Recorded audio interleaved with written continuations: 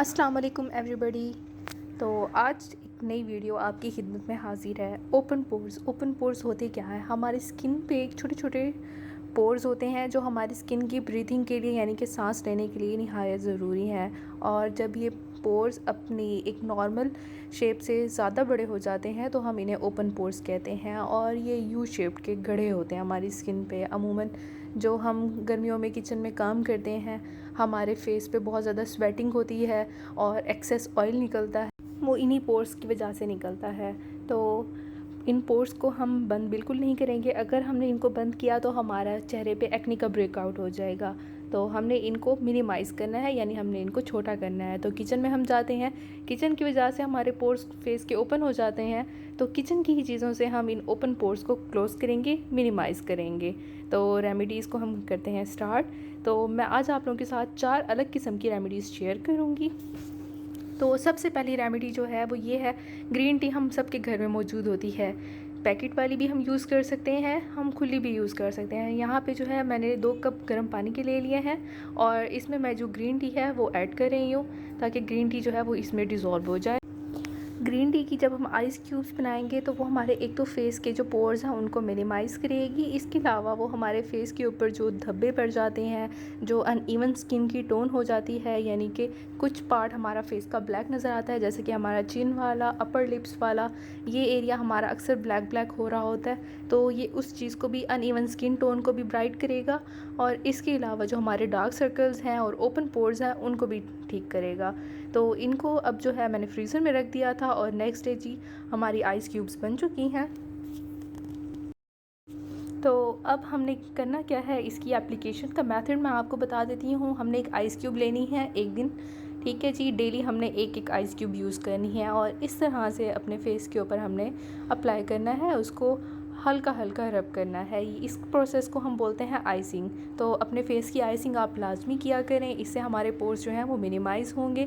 और इसके अलावा हमारे जो डार्क सर्कल्स हैं, जो डार्क स्पॉट्स हैं, अनइवन स्किन टोन है, वो भी ठीक हो जाएगी। तो ये थी पहली रेमेडी। इस प्रोसेस के बाद आपने अपने फेस को एज इट इज़ छोड़ देना है। ठीक हो गया। अब हम चलते हैं हमारी सेकंड रेमेडी की तरफ। तो सेकंड रेमेडी है हमारे किचन का जो मेन ब्यूटी इंग्रेडिएंट है, बेसन।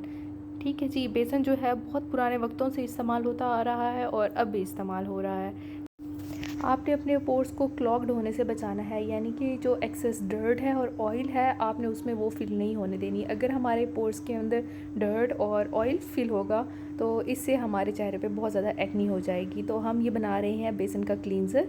तो हमने 1 चम्मच बेसन ले लिया है और उसमें 2 चम्मच हमने पानी मिला लिया है और इसको हम एज़ अ क्लींज़र या एज़ अ फेस वॉश हम डेली यूज़ करेंगे। आपने एक डब्बी बना लेनी है, अपने वॉशरूम में आपने रख देना है और इस तरह से फिंगर टिप्स की मदद से आपने अपने फेस पे अप्लाई करना है और 2 मिनट के बाद आपने नॉर्मल टैप वाटर से वॉश कर लेना है। इससे हमारी स्किन के अंदर डर्ट और एक्सेस जो ऑयल है वो रिमूव हो जाएगा। अगर आपकी स्किन ड्राई है तो आप पानी की जगह आप दूध इस्तेमाल कर सकते हैं। ठीक हो गया। अब आ जाते हैं हमारी थर्ड रेमेडी की तरफ। इसमें जी हमने ले लेना है 1 अदद खीरा। तो खीरे को जो है हमने अच्छी तरीके से वॉश कर लेना है, इसकी स्किन को हमने बिल्कुल भी रिमूव नहीं करना। अब जब हम बाकी पोर्स के लिए रेमेडीज़ कर रहे हैं तो हम खीरे को भी निगलेक्ट नहीं करेंगे। खीरा जो है वो हमारे पोर्स को टाइटन करेगा, मतलब इनको लूज़ नहीं करेगा, हमारी स्किन को फिल्म करेगा और उसको हाइड्रेट करेगा। तो खीरा जो है वो फेस के लिए, स्किन के लिए, हमारे डाइजेस्टिव सिस्टम के लिए, सब चीज़ों के लिए बहुत बेस्ट है। और इसके अलावा गर्मियों में जो हमारे सनबर्न हो जाता है, हमारी स्किन पे रेडनेस हो जाती है, जैसे हम बहुत ज़्यादा काम करते हैं तो स्वेटिंग हो जाती है और हमारा फेस जो है वो रेड हो रहा होता है, तो ये उसको सूद करेगा और हमारी स्किन को सॉफ्ट और हाइड्रेटेड बनाएगा और इसके अलावा हमारे फेस से फ्रैकल्स को दूर करेगा। तो यहाँ पे जी मैंने खीरे के स्लाइस कर लिए हैं। अब हम इसको ले लेंगे एक मिक्सर जार में और इसको हम इसमें शामिल करने के बाद हम इसका जूस बना लेंगे। अक्सर लोगों की आइज़ जो हैं वो पफ़ी पफ़ी रहती हैं, उनका जो है सूजन रहती है आँखों पे, तो उन पफ़ीनेस को जो सूजन हो जाती है थकावट की वजह से, एक्सेस फटीग की वजह से, या मोबाइल पर या कंप्यूटर पर जब हम ज़्यादा काम कर लेते हैं तो पफ़ीनेस हो जाती है, आंखें थकी हुई नज़र आती हैं। तो उस चीज़ को भी कम करने के लिए हम खीरा इस्तेमाल कर सकते हैं। आपने खीरे का स्लाइस कट करके उसको यू शेप में कट करके अपने डार्क सर्कल्स वाले पार्ट पर रख देना है और इससे हमारी पफिनेस भी दूर होगी। तो अब हम इसको ब्लेंड कर लेते हैं और उसका जूस प्रिपेयर कर लेते हैं। हाँ जी, तो ये देखें हमारे पास खीरा जो है वो ब्लेंड हो चुका है और अब हम इसका जूस और इसकी पल्प इन दोनों को सेपरेट कर लेंगे। तो जी यहाँ पे जो है मैं स्ट्रेन कर रही हूँ।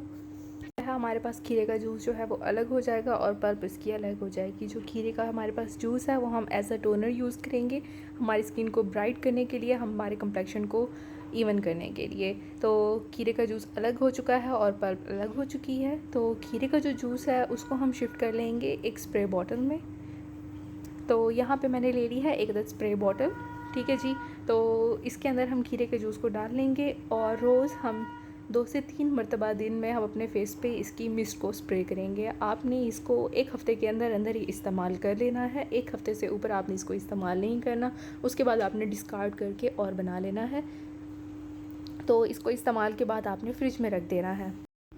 जिन लड़कियों का, बच्चियों का और हमारे भाइयों का जो चेहरा डल नज़र आता है, तो उस डलनेस को ख़त्म करने के लिए भी हम ये क्यूकम्बर टोनर यूज़ कर सकते हैं। यह हमारे स्किन को ब्राइट करेगा और हमारा फेस फ्रेश नज़र आएगा। और अब हम स्टार्ट करते हैं हमारी फोर्थ रेमेडी। फोर्थ रेमेडी का मकसद बनाने का ये है कि हमारे फेस पे जो एक्सेस ऑयल है और इसको कंट्रोल करने के लिए जो हम रेमेडी प्रिपेयर कर रहे हैं उसमें हम ले रहे हैं कुकम्बर की पल्प, यानी कि हमने जो जूस से पल्प को सेपरेट किया था वो पल्प है और इसमें 10% जो है हमारे पास जूस प्रेजेंट है। तो यहाँ हमने पल्प जो है वो ले ली है और साथ में हमने ले ली है मुल्तानी मिट्टी। तो मुल्तानी मिट्टी का जो पाउडर है वो मेरा होममेड है। अगर आपको इसकी रेसिपी चाहिए तो आप मुझे कमेंट सेक्शन में बता सकते हैं, मैं आपके साथ इसकी रेसिपी भी शेयर कर दूँगी। तो यहाँ पर मैं ले रही हूँ मुल्तानी मिट्टी पाउडर का 1 चम्मच और 1 चम्मच मैं ले लूँगी हमारी इस पल्प का। तो स्टार्ट करते हैं हम अपनी फोर्थ रेमेडी। यहाँ पर मैंने ले लिया मुल्तानी मिट्टी का पाउडर और इसमें मैं शामिल कर दूँगी हमारी यही पल्प और इसके साथ हम शामिल करेंगे थोड़ा सा cucumber toner. Half table spoon जो है हमने इसमें टोनर का ऐड कर देना है और इसके बाद हमने इन तमाम इंग्रेडिएंट्स को अच्छे तरीके से मिक्स कर लेना है। मिक्स करने के बाद जो है ये एक फेस पैक की फॉर्म में आ जाएगी। हम चलते हैं इसके एप्लीकेशन के मेथड पे कि इसको हमने अप्लाई कैसे करना है और किस वक्त में करना है। इसकी एप्लीकेशन के लिए कोई टाइम स्पेसिफ़िक नहीं है, आपका जिस वक्त दिल करे, जब आपके पास अपने लिए टाइम हो तो आप इसको बनाकर अपने फेस पे अप्लाई कर सकते हैं। और आपने ये ख्याल रखना है कि आपने जो पल्प यूज़ करनी है वो फ़्रेश हो या आपने अगर पल्प बना के उसको फ्रीज़र में आइस क्यूब्स की फॉर्म में स्टोर करके रख देनी है।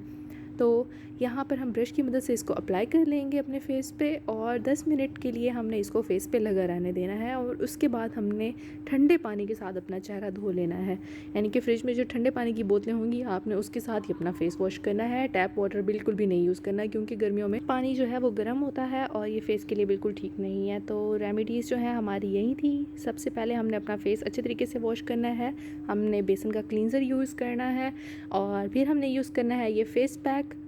हमारी स्किन के लिए स्किन को ब्राइट करेगा, स्किन के पोर्स को टाइटन करेगा, स्किन पे एक्सेस ऑयल को रिमूव करेगा। और यहाँ आ जाता है हमारा टोनर जो हमारे पोर्स को फिर्म करेगा, हमारे फ्रैकल्स को दूर करेगा, स्किन को इवन टोन करेगा और हमारे चेहरे की जो डलनेस है उसको भी ख़त्म करेगा और हाइड्रेशन देगा स्किन को। और फोर्थ रेमेडी में हमारी जी ये ब्यूटी क्यूब्स हैं। तो I hope you like my video और मुझे अपनी फ़ीडबैक लाजमी दीजिएगा कमेंट सेक्शन में। मिलते हैं इस तरह की एक नई वीडियो के साथ। अपना ख्याल रखिएगा और मुझे अपनी दुआओं में याद रखिएगा। अल्लाह हाफिज़।